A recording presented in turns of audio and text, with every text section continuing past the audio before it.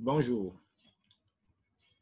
merci de suivre cette vidéo, cette troisième vidéo consacrée à la séance réservée au suivi de l'avancement d'un projet. Dans une première vidéo, nous avons évoqué de manière théorique tout le concept de l'avancement d'un projet. Dans une deuxième vidéo, nous avons évoqué l'élaboration, n'est-ce pas, de la fiche de suivi de l'avancement d'un projet ou mieux d'une tâche de manière théorique. Avec cette troisième vidéo, nous finalisons cela en vous montrant de manière pratique comment une fiche peut s'élaborer. Naturellement, ce que nous allons faire ici est un exemple de fiche. C'est un modèle. On peut le modifier, on peut ajouter, on peut diminuer en fonction des enjeux. Toujours est-il dit que ce que vous avez là, c'est une maquette. Et cette maquette-là, vous devez garder ça à l'esprit pour pouvoir mener des activités. Alors, nous avons dit dans une des séances qu'une tâche importante du chef de projet, nous l'avons dit dans le cycle de la boucle de régulation, une des tâches importantes était de constater les faits, de constater les choses qui se passent dans l'avancement. Et ça, il faut un outil. Donc, cette fiche est un outil pour le faire. C'est une grille de questionnaire. Et à l'intérieur de cette grille, il est, comme tout questionnaire, il nous faut les variables. Alors, la première variable que nous pouvons insérer ici, sur cette première ligne, c'est de donner le nom de la fiche. Là, on ne va pas inventer, on va appeler ça tout simplement fiche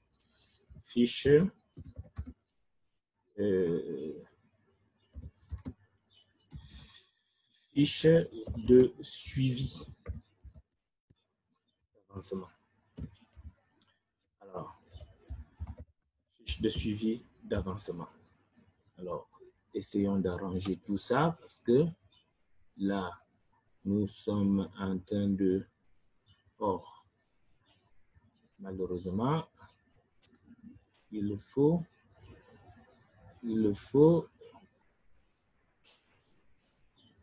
J'espère que dans toute la suite... Alors, dans cette deuxième ligne, nous allons préciser le nom, pardon, l'intitulé, si vous voulez, du projet. Alors, il s'agit de quel projet? Là, à ce niveau, vous mettez le nom du projet. Et le nom du projet, faisons ça bien. Et là, vous pouvez mettre le code du projet. Parce que le projet, comme on a expliqué par ailleurs, ça peut avoir un code. Et quand ça a un code, il est bon de le préciser. Voilà. Nous essayons de nous arranger pour que tout cela soit un peu plus beau. Ensuite, la fiche de projet, le suivi de projet en réalité, c'est quoi? Dans la pratique, suivre un projet de manière pratique revient à suivre des tâches. Et chacune de ces fiches ou relevés de suivi d'avancement est consacrée de manière logique à une tâche. Alors, dans le projet, cette fiche concerne quelle tâche? Donc, on va mettre ici le nom de la tâche. Le nom de la tâche. Le nom de la tâche. Voilà. Et une fois qu'on a le nom de la tâche, il est possible qu'on précise le numéro de la tâche. Tout ça n'est pas obligatoire, mais ça permet d'avoir une bonne lisibilité. Donc, numéro de la tâche. Alors, après cela, nous allons répondre à la question de savoir la tâche dont nous venons de préciser le nom est-elle critique. Autrement dit, est-ce que c'est une tâche sensible? Alors, tâche critique. Alors, on met un point d'interrogation et on va répondre par oui ou non. Ça, c'est important de le faire.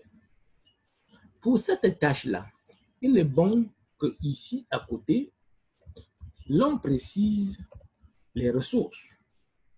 Quelles sont les ressources? N'est-ce pas? Ou la ressource, si c'est au pluriel, on met des ressources, ainsi de suite. Là, nous allons lister un certain nombre de ressources à l'intérieur là. Bon, continuons à faire ça un peu bien, comme nous avons commencé. Voilà. Bon. Et ici, on va désigner, on va préciser le nom du responsable de la tâche, de l'action, c'est-à-dire l'acteur. Donc ici, c'est le responsable. Faisons ça tout simplement. Donc, dans d'autres ouvrages, on vous parlera de pilote, pardon, de responsable. Voilà, responsable de la tâche, vous dites son nom, ça permet que les choses circulent plus facilement, on ne cherche pas. Naturellement, vous voyez, ça a été un peu, là c'est le nom, mais on peut mettre un certain nombre d'informations, par exemple le téléphone, le mail, et ainsi de suite, tout ce qui a cours comme moyen pour faire circuler l'information. Alors, par rapport à cette tâche-là, la tâche-là, il y a des tâches qui vont intervenir avant, mais il y a aussi des tâches qui vont intervenir après. Et il est possible que la tâche d'intérêt ici soit dépendante des tâches en amont. Donc, ici, on va parler des tâches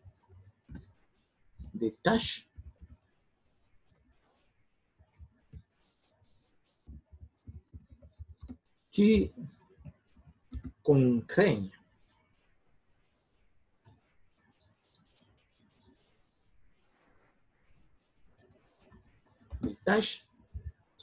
contraignent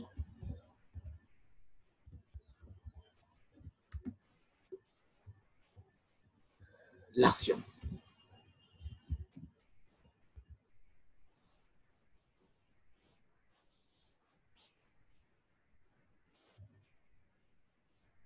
L'action.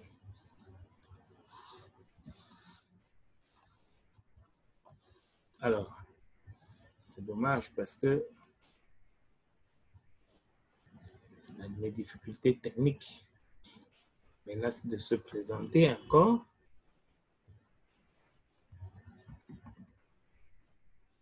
Donc, alors, on va changer. On va parler, par exemple, des tâches en amont. D'accord? C'est-à-dire, toutes les tâches qui précèdent tâches en amont. De l'autre côté, on parlera des tâches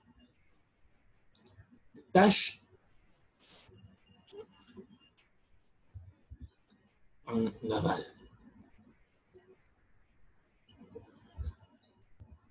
Très bien. Alors, donc, pour les tâches en amont, ça va être toutes les tâches qui, comme ça,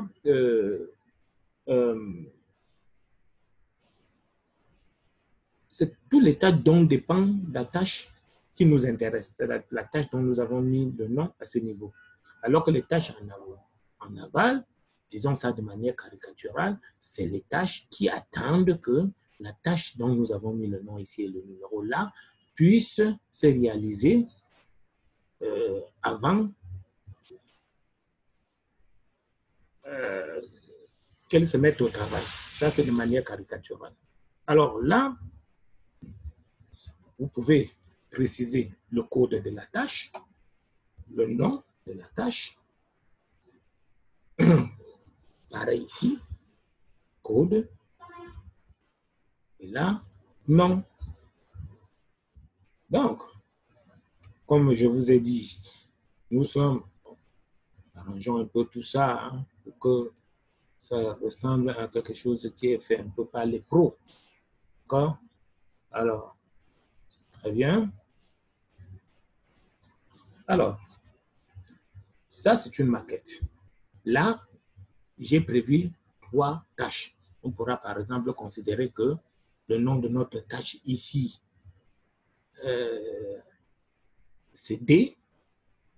Et là, on va donc la tâche A, code A, B, C. Et là, on est sur D. Et après, on a 3 autres tâches. Mais ce n'est pas obligé que ce soit 3. N'est-ce pas?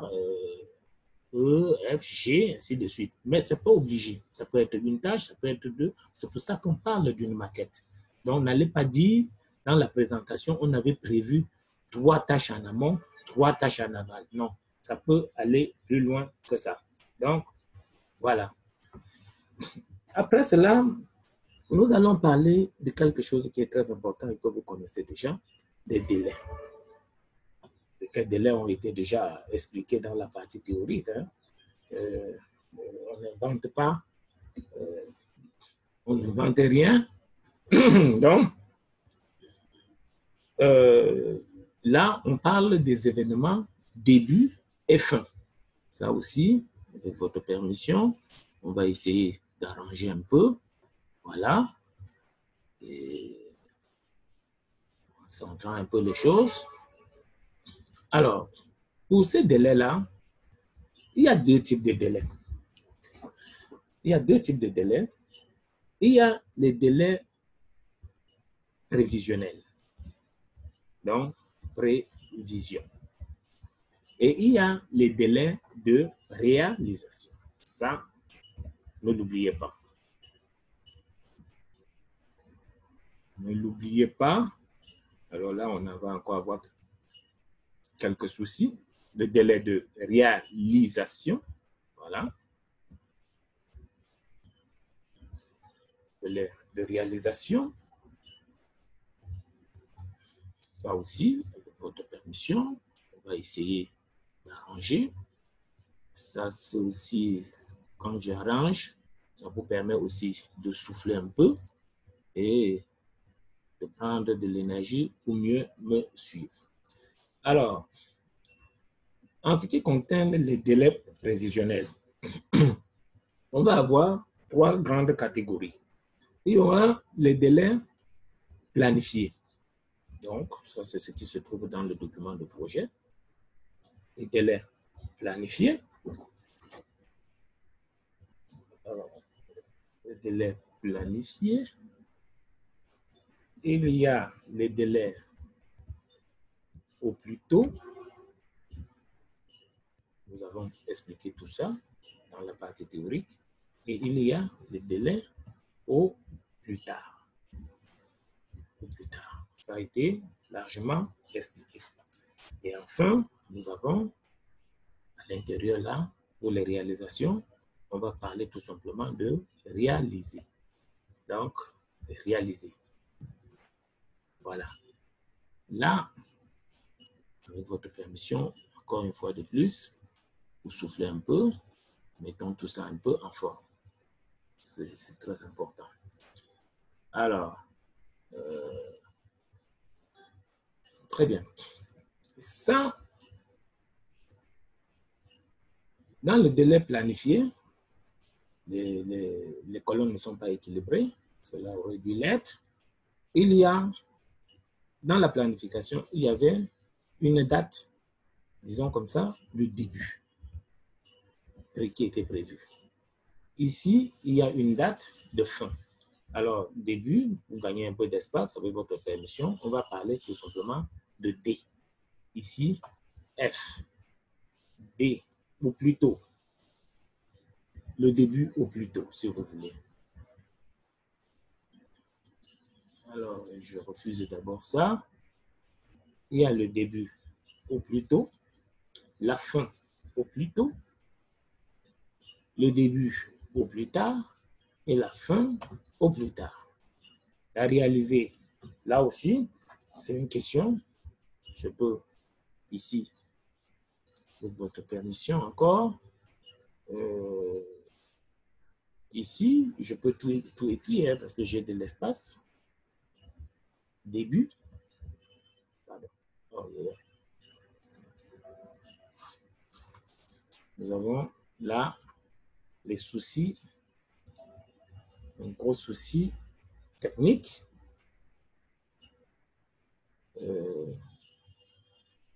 Alors, pourquoi on en est arrivé là? Bon, on va couper ceci. Voilà. On va lui dire d'accepter ce que nous avons fait.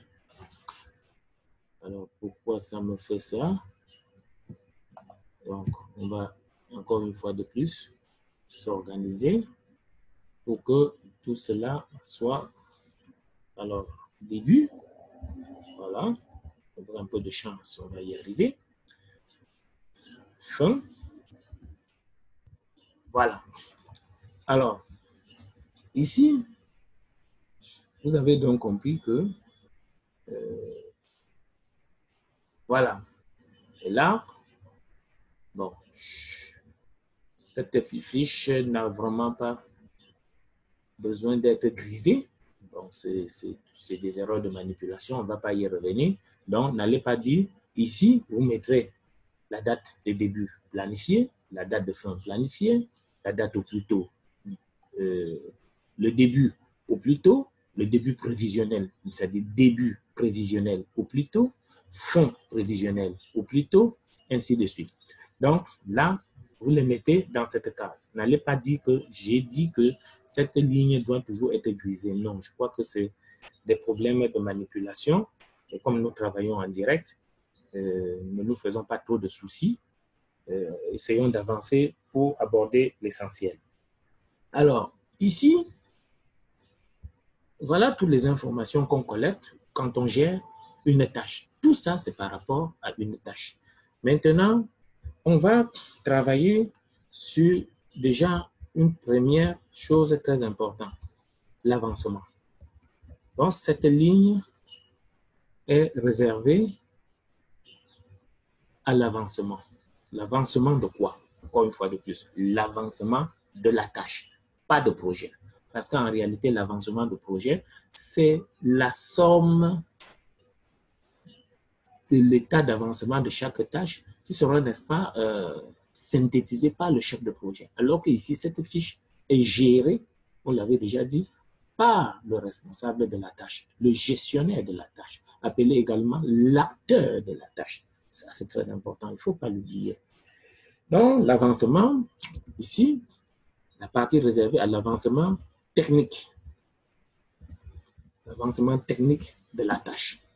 Nous avons dit ce qu'on attendait par l'avancement technique, les réalisations techniques, c'est cette tâche intéresse spécialement le client. Alors, c'est exprimé en pourcentage. Alors, ça, c'est un travail qui, normalement, est fait de manière périodique. C'est-à-dire que je peux calculer cet état d'avancement à plusieurs dates. À telle date, on était à ceci. Donc, ici, on va mettre la date, n'est-ce pas? Ou bien les dates de mise à jour du relevé, ou bien de la fiche du relevé. Date, mise à jour du relevé. Alors, j'ai voulu que ce soit un peu plus gros pour rendre les choses plus visibles, mais au fur et à mesure qu'on avance, on a l'impression que la taille 30 là devient un gros préjudice pour nous. Ramenons ça un peu à 24, puisque vous avez déjà compris le principe. Alors, donc, voilà. Ici, donc, on va mettre ici là comme ça. Pardon. Date 1. Date 2. Date 3. Vous n'allez pas non plus dire que j'avais dit que tout cela, ça s'arrêtait à 3 dates, n'est-ce pas? Encore une fois de plus, c'est un modèle. On peut aller jusqu'à 10 dates, ainsi de suite. Il suffit que vous décidiez, par exemple, de faire que cette fiche soit une feuille au format A0 qui vous permet de suivre cette tâche sur 1 mois, 2 mois, 1 an, 20 ans, moi, je ne sais pas.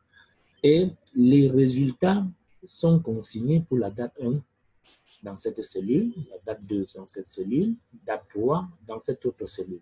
Donc, alors, ici, on va calculer le taux d'avancement.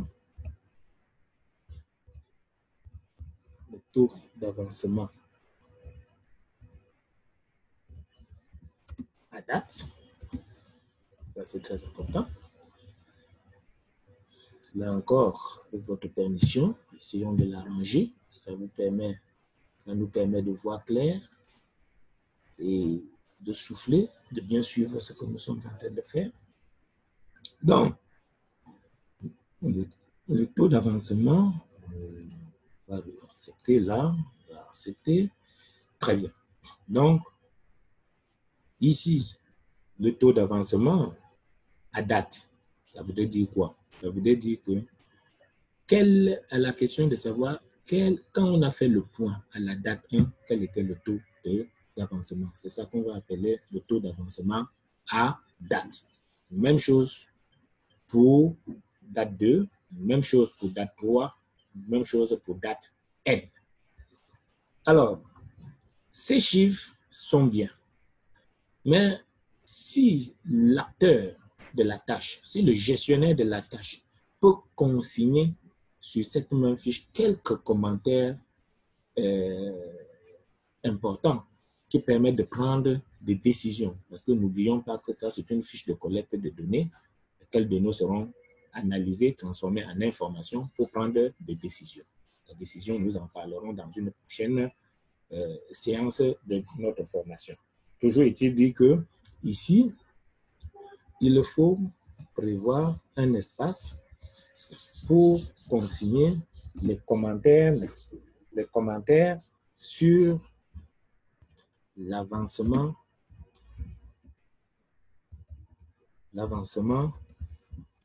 technique. Ça, c'est très important. Encore une fois, de quoi? De la fiche. Donc, c'est ici qu'il va falloir consigner tous ces commentaires.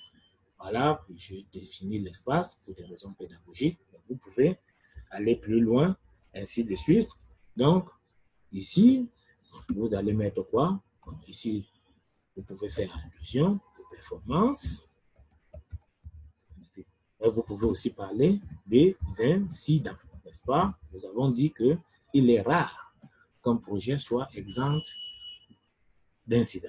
Et le travail de suivi permet également, surtout, de détecter cet incident et de prendre les décisions appropriées. Un outil important pour y arriver, c'est cette fiche avec les différentes variables que vous devez remplir au fur et à mesure. Ça, c'est un outil clé. C'est le premier outil que je voulais mettre à votre disposition pour conclure cette tâche. Je vous remercie de votre très aimable attention. À la prochaine.